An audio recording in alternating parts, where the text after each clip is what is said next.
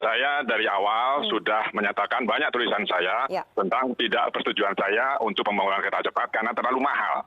Kemudian juga yang mau naik siapa? Karena kosnya pasti mahal kecuali nanti disubsidi. Yang itu menyalahi Perpres 107 waktu itu. Nah, lalu saya terus media mengikuti saya dan seterusnya. Lalu saya dipanggil Pak Presiden 16 Mei 2016.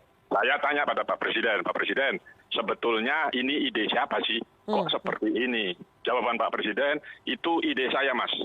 Karena untuk menjadi bangsa yang besar, kita harus mempunyai teknologi tinggi. Dan saya memilih kereta cepat karena dibantu Cina, itu waktu saya diajak naik kereta oleh Xi Jinping, ini enak sekali dan Cina mau bantu. Saya bilang, oke Pak, tetapi kosnya mahal sekali. Enggak, tenang saja. Tidak apa-apa, bisa kita biayai. Ya sudah, saya sudah sampaikan kemungkinan-kemungkinan yang sekarang terjadi.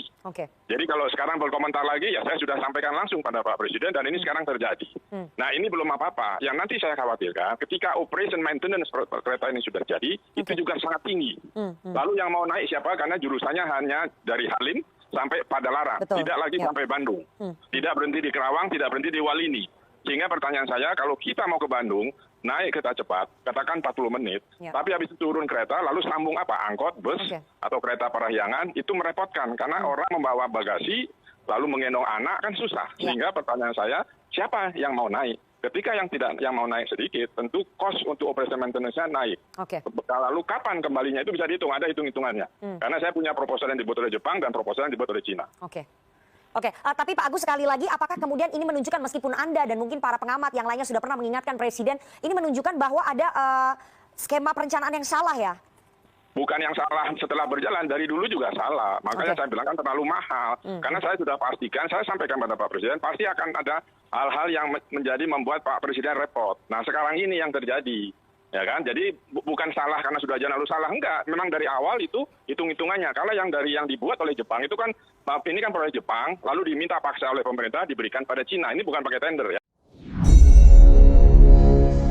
Pejabat negara yang selalu menjadi kepercayaan pemimpin populer, ya dia lagi, ternyata sekarang tugasnya ditambah untuk menyelesaikan proyek kereta cepat Bandung-Jakarta. Triliunan anggarannya untuk membangun dengan harga lebih mahal daripada membangun kereta Beijing-Shanghai yang berbatu, bergunung yang terjal secara harga per kilometernya. Membangunnya di saat negara lagi miskin lagi, tak beruang, ditambah ekonomi rakyat bawah Senin Kemis. Sementara pejabatnya hanya peduli pada maunya oligarki. Jadinya membangun jaringan kereta cepat itu harus, sekali lagi harus, dan pastinya pakai hutang. Lalu dengan hutang yang kelewat besar tersebut, apa balik nilai ekonomis dengan banyaknya komuter orang yang pakai transportasi kereta cepat tadi? Pertanyaan berikutnya, apa sih urgensinya membangun proyek mercusuar seperti begitu? Proyek itu kalau kita bandingkan dengan uang yang sama buat beli kapal nelayan misalnya, nelayannya kaya, rakyat dapat makan sehat ikan, perompak hasil kekayaan laut Indonesia, kapal-kapal asing terusir, Indonesia nelayannya pasti lebih makmur. Kalau uang yang sama dibikin proyek oleochemical, turunannya kelapa sawit, ada lebih 50 produk dasar agar Indonesia tidak import, dan ini membantu devisa negara. Kalau uang yang sama untuk membangun smelter nikel milik sendiri, tidak ada asingnya, smelter koper, smelter bauksit, smelter ferro, maka industri mineral Indonesia menguasai dunia dan menjadi pahlawan devisa. Hal ini semua yang dinamakan best value of money. Dengan uang yang sama, apa impact yang didapat dan keuntungan mana yang terbesar didapat? Multiplier efek yang ditimbulkan, dan produk tadi harus menjadi efek gentar negara. Kayaknya nggak ada pejabat negara yang menghitung cost accounting berdasarkan best value of money. Lah pejabatnya begitu duduk lupa fungsinya. Yang ingat gimana nanti kalau pensiun anak cucuku harus makmur. Jadi proyek apa saja yang penting cepat dan tidak pakai produk dalam negeri. Kalau produk dalam negeri, PPATK bisa cek arus uangnya. Kalau dari luar negeri nggak bisa. Jadi ya mainnya di luar supaya cuannya nggak kelihatan. Berapa yang buat proyek, berapa yang ditilep. Oke deh, begini kita coba ajarin cara bisnis, dagang, dan bernegara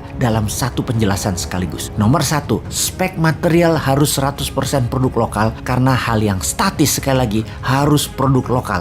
Mending Krakatau Steel yang buat relnya karena sisanya seperti bantalan dan jaringan-jaringannya yang statis dan elektrik lokal bisa. Tentunya dengan bimbingan yang memiliki lokomotif penarik gerbongnya. Lalu gerbongnya buatan Madiun PT Inka. Jadi hanya lokomotif dan teknologi teknologi high speed train yang dibutuhkan dari pihak asing yang ternyata tidak lebih 20% nilai proyek. Ingat, filosofinya kereta cepat atau alat transportasi massal adalah memudahkan perpindahan manusia dari tempat tinggalnya ke wilayah produktif lainnya. Dalam jarak Jakarta-Bandung, ada 3 pemberhentian baru. Jangan yang punya oligarki seperti Grup Lipo, Mekarta, Sinarmas pemberhentiannya. Harus lahan baru milik BUMN yang akan dibangun 1 juta tempat tinggal murah, cicilan tanpa bunga yang dibangun low rise apartemen, high rise apartemen, dan land house yang lengkap dengan sekolah, pasar, rumah sakit di setiap wilayah. Murahnya lahan, bangunan murah karena tanpa bunga akan memindahkan 1 juta manusia ke wilayah tempat tinggal baru yang bukan milik oligarki Dracula penyedot hak rakyat dan oligarki perubah peraturan pemerintah sesuai dengan maunya dan keuntungan mereka yang akan meningkatkan keuntungan mereka untuk menjadi sponsor politikus. Profit margin penjualan properti tadi akan menjadi pengurang nilai investasi dan penurun harga ongkos biaya kereta api tadi. Itu baru namanya game changing. Wis, ngono wae sarannya. Semoga didengar oleh orang yang peduli di atas sana kalau masih punya tempat di pikirannya untuk memikirkan rakyat dengan ilmu lain.